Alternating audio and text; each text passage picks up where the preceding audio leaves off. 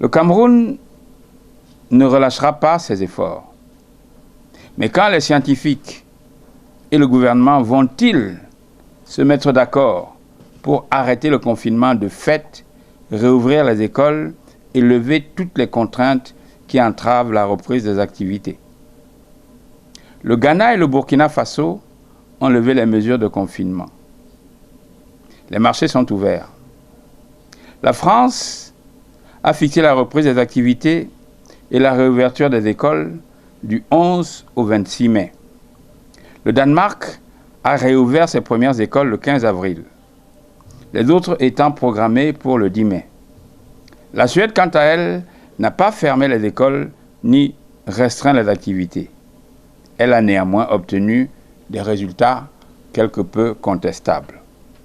Alors la question se pose, quand reviendra-t-on à la situation normale?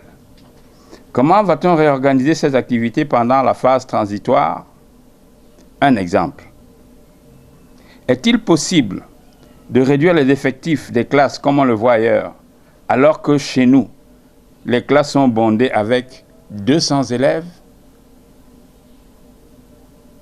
voire plus? Qui en supportera le coût?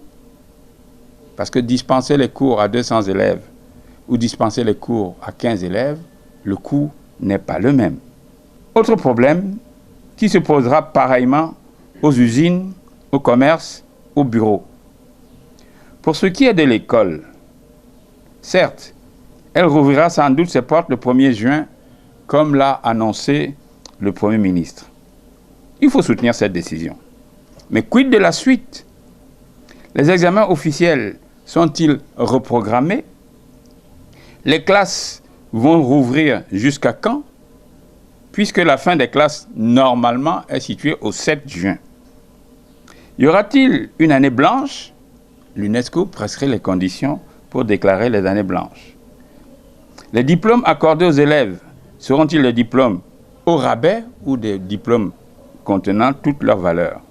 Des réponses sont entendues par les élèves, les parents, les enseignants et les établissements. Il faut donc dès maintenant réfléchir sur l'organisation de la reprise. Si nous ne voulons pas une deuxième vague d'infection du Covid-19, cette nouvelle organisation aura un coût. Hélas, ce ne sera pas le seul.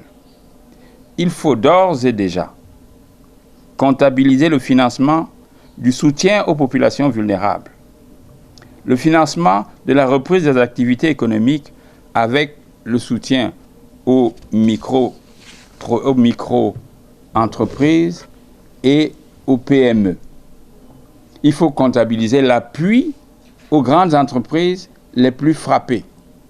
Je pense au transport, au tourisme, au sport, à la culture, à l'éducation, à la formation et ainsi de suite. Sans oublier les salariés qui ont vécu sans salaire ces 2 mois de pandémie. Et last but not least, la modernisation et la rationalisation de notre système de santé. La pandémie du Covid-19 et les recommandations du secrétaire général de l'ONU, la sagesse des parties belligérantes ont amené un cessez-le-feu entre les Amazoniens et les forces de défense dans la guerre au Nozo. Nous invitons ardemment les parties en présence à accélérer les négociations qui devront enfin conduire le Cameroun à la paix dans cette région.